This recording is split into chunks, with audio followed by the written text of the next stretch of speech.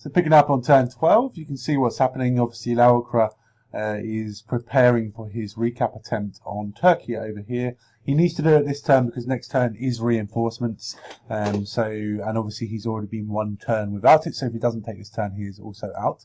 If we look at the players on the left, it's just Illyria, Hurak, and Ghostface are still here. However, Ghostface is in effect dead. The only option that he has is to try and recap, which is probably a bad option. Because he will need the assistance of his ally and to come into this way. Chris has probably done the right thing in ensuring that this player is eliminated, which is essentially makes this a 1v1 situation, as long as Illyria can recap here. It will be difficult. He doesn't have a general, depending on the makeup of these units and how many militia he has, being GW, is how it's going to be. Chris is just PMing me now saying I didn't want it to be such a boring game.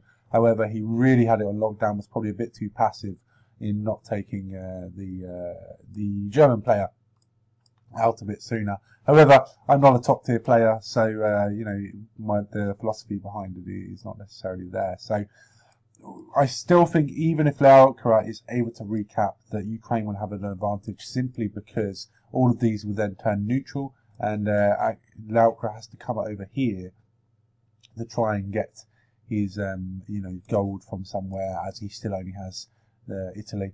Also on this turn, it may be recognised by Hurak, and that he may go and take these and let Illyria recap. That would be a strange decision, but we'll see in about 2 seconds' time what's going to happen. And Illyria has recapped, quite substantially recapped as well. So I think that he's probably won this game there on that decision to recap. It's been made hard, obviously, by things for actors getting capped than what it needed to be. I won't bemoan him, as he is obviously still a top tier player. Depending on how quickly this one can go, it might be over. However, this is reinforcement turn, so do expect some cap stacking before an eventual push and a realisation. Actually, Ghostface has called his game, so he said that it's a good game on that side.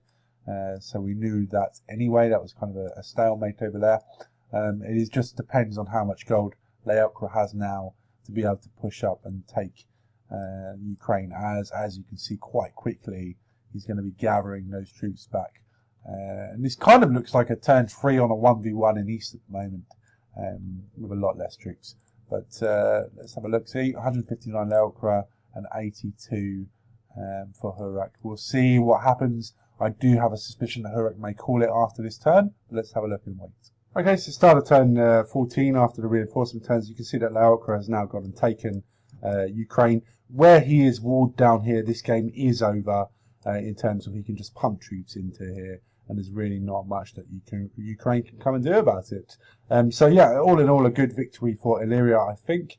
I will stay in just to see this one out. However, I think Hurak will probably start calling in a moment, given that the unit count is now favourably 216 to 113 in Illyria's favour.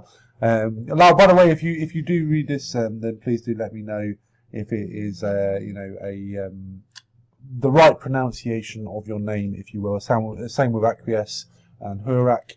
Leave a comment below on the YouTube channel to let me know what your thoughts are. If anyone does have any sort of thoughts on what we can do to improve my reviews, then let me know, and we'll do that and try and get some newbies playing things.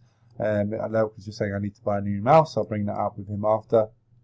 He's probably clicked so many times during his career on Afterwind, as you know, it's got like a lot of clicks in the game to be forward. So we'll leave it there. I think this one's over. I will write in the comments if something is over and if I'm wrong, but given that there are no generals involved now, it's very much just a matter of defense.